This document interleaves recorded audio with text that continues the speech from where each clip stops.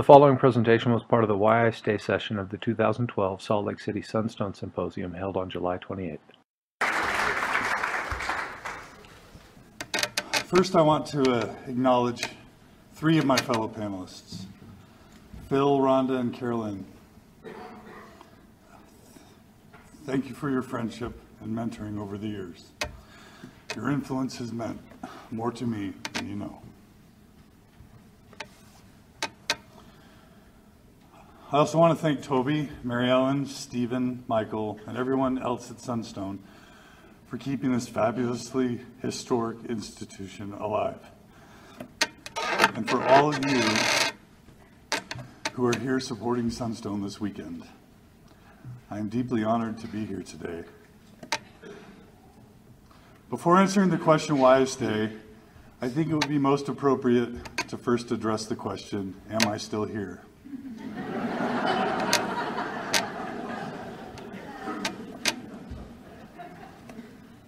My answer would be yes, with a few significant asterisks. Before I list these asterisks, I want you to know that I haven't drawn any final conclusions. Instead, they represent how I'm feeling today. I expect they could change tomorrow or next year. I'm learning to become more comfortable with having asterisks in my life and less comfortable with having definitive conclusions. Asterisk number one, God.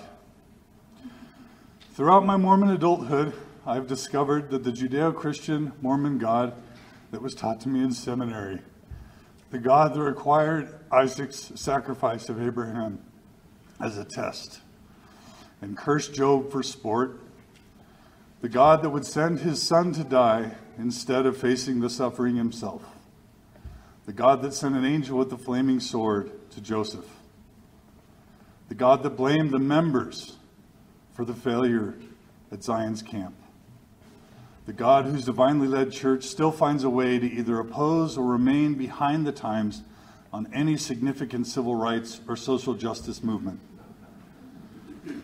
the God who instead directs his church to build a multi-billion-dollar commercial shopping mall, over-channeling the widow's mite to the poor. I struggle to believe in this type of God.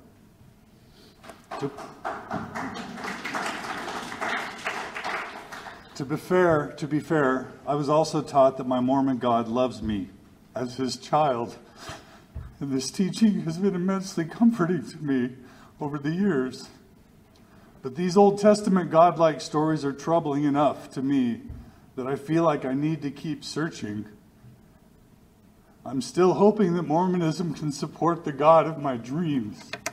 I have seen plenty of glimpses. Asterisk number two, the Book of Mormon. I remember when I was first taught in my Katy, Texas home ward Sunday school class that the Book of Mormon is the keystone of our religion, that the church collapses if the Book of Mormon proves to be untrue. After 11 years of reviewing the evidence surrounding the historicity of the Book of Mormon, I've decided that it is not constructive for me to approach it as a literal history of ancient Americans. That is not where I find value or beauty in the book. For me, the inclusion of things like steel and horses, chariots, certain Isaiah passages, along with the absence of things like jaguars and turkeys and chocolate and a locatable geography, not to mention all of the genetic, archaeological, anthropological, linguistic, and geographical evidences or lack of evidences. All of this, combined with what I've read about Joseph Smith's early history and the Book of Abraham, make it pretty hard for me to read the Book of Mormon as a literal translation of historic records. Do I believe that the Book of Mormon contains important moral and spiritual truths? Absolutely. Inspired of God? I am hopeful. But a literal history?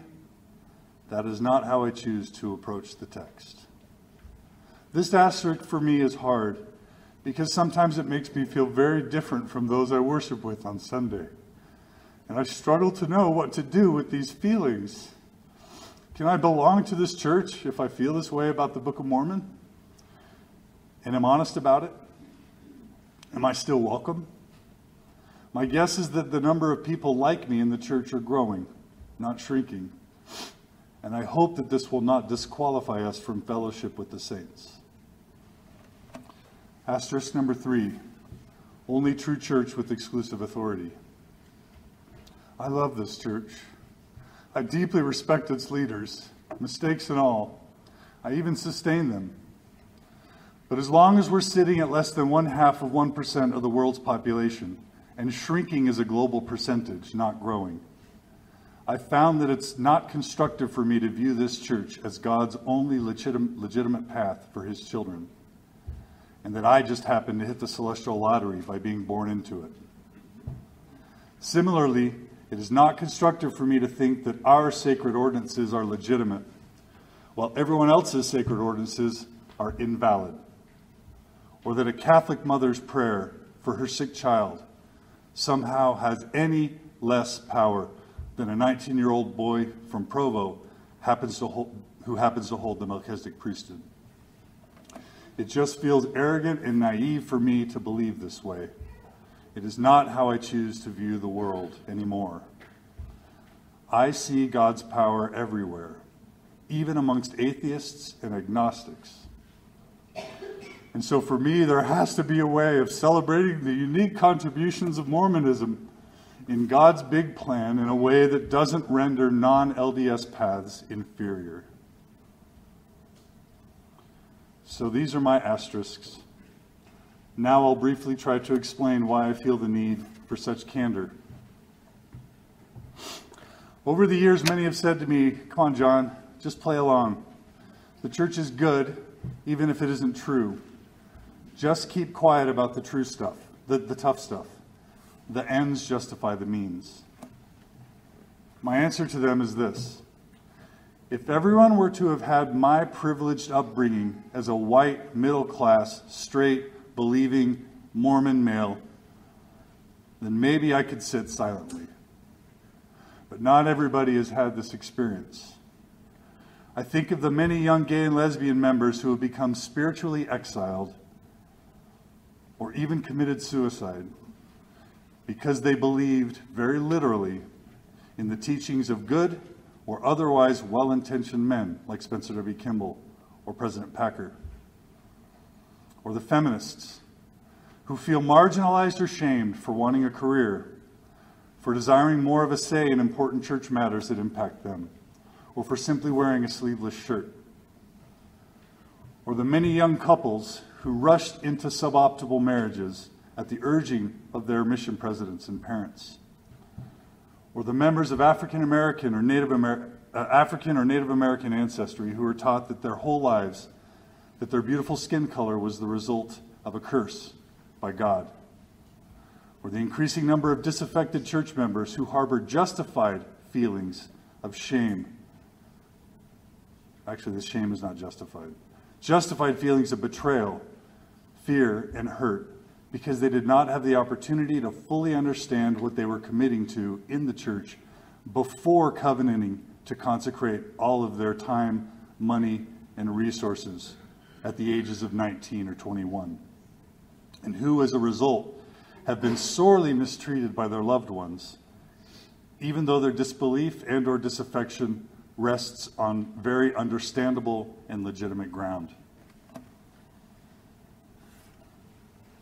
Some people simply cannot stay in this church and remain healthy. And the pain that they experience at our hand after making such difficult and often courageous decisions to leave, most often out of integrity, that pain we inflict upon them is unacceptable. And so I can't just stay quiet about the difficult aspects of Mormonism if it means writing off all these people as necessary casualties of the cause. If God is at the head of this church, then there has to be a way for Mormonism to generate less casualties in its wake. This is partly what Mormon Stories podcast has been about. Seeing if we can find a way to create less human casualties as a church.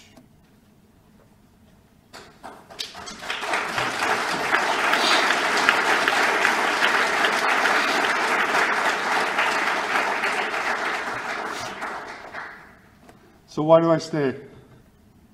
I stay because I still consider myself to be a believer in what I'm not totally sure. But my heart and soul still impel me to believe in some higher purpose or power. And when I listen really carefully, I still feel moved and inspired by the whisperings.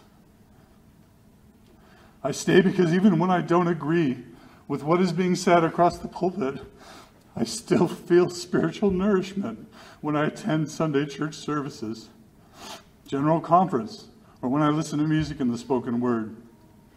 If I'm open to feeling it, that is.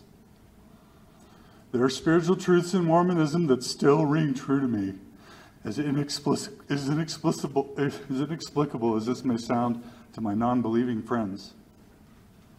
I stay because I believe that when functioning at its best, this church is a splendidly beautiful thing to behold, blessing the lives of millions across the globe.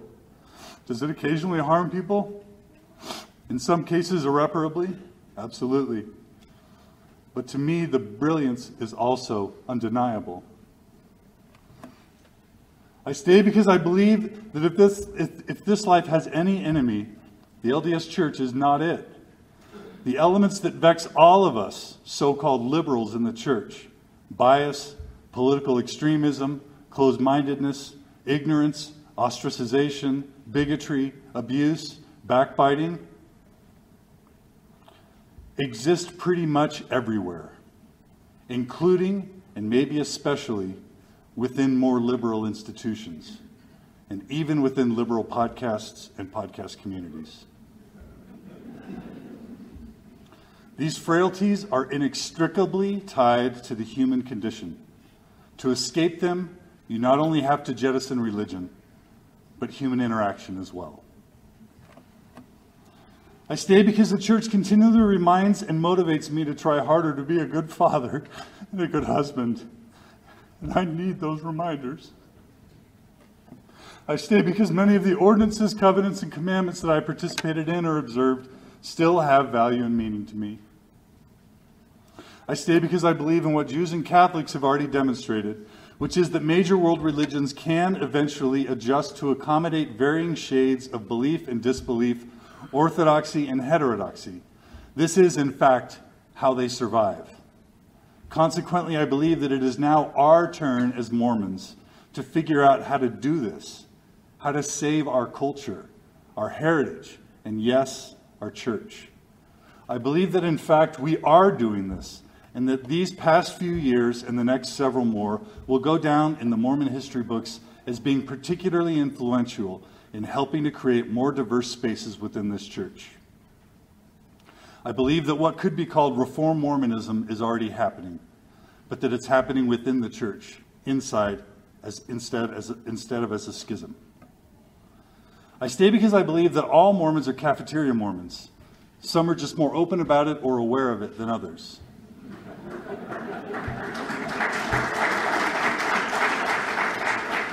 For me, having gone inactive for a time and then coming back to the church on my own terms as an outed semi-believer was a crucial step in losing the anger that I once felt towards the church.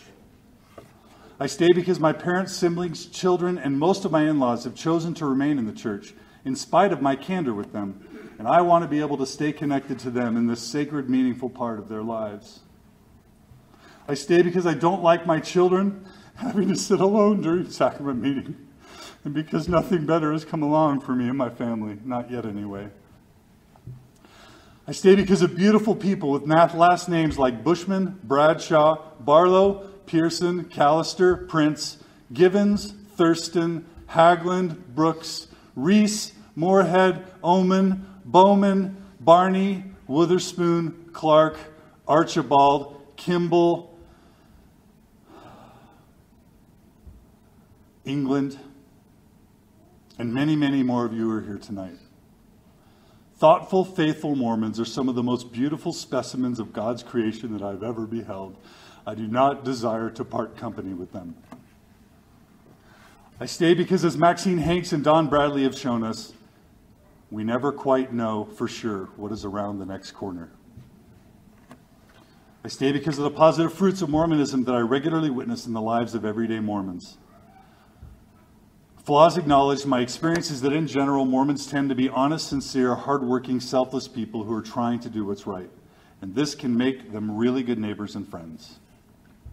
I stay because even with as much room as the church still has to grow, I see it moving in the right direction, away from destructive doctrines and theology, towards historical candor, even towards accepting, loving, and embracing those of us who were once deemed enemies to the church. Yes, the church is slow to change, but it is changing, arguably at a faster rate than it ever has before, and we should give credit where credit is due. I stay because I do not want to throw away or forget the history, culture, heritage, and identity that made me who I am. If you cut down a tree and try to replant it without its root system, it will not grow. It just dies. And just as a tree needs its root system to grow, I believe that many of us will grow best if we hang on to our heritage and history, our culture, our identity, our social and spiritual roots. Wholesale rejection of my Mormon heritage does not feel healthy to me. For me, it would feel like cutting off a limb. I stay because, as dysfunctional and as broken and as misguided as this church behaves sometimes, it is no more dysfunctional, broken, or misguided than I am, if I'm being honest with myself. I stay because maintaining my membership increases my ability and influence to affect positive change within the church. I stay because I can't imagine ever shedding my core Mormon identity. As Joanna says, it just doesn't wash off. Finally, I stay as perhaps my last great act of religious faith. I believe in my heart that this big, beautiful, clumsy thing called Mormonism, that we have loved for so long, is somehow big enough and strong enough to withstand, welcome, and even embrace doubters, strugglers, and heretics like us, flaws and all. I'll close by reading from 1 Corinthians 12. The eye cannot say to the hand, I don't need you, and the head cannot say to the feet, I don't need you. On the contrary, those parts of the body that seem to be weaker are indispensable. And the parts that we think are less honorable, we treat with special honor. But God has put the body together, giving greater honor to the parts that lacked it, so that there should be no division in the body, but that its parts should have equal concern for each other. If one part suffers, every part suffers with it. If one part is honored, every part rejoices with it. Now you are the body of Christ, and each one of you is a part of it. In the end, I stay because Christ's invitation appears to be open and welcoming to all, even to Mormons like us. Maybe even especially to Mormons like us. Thank you.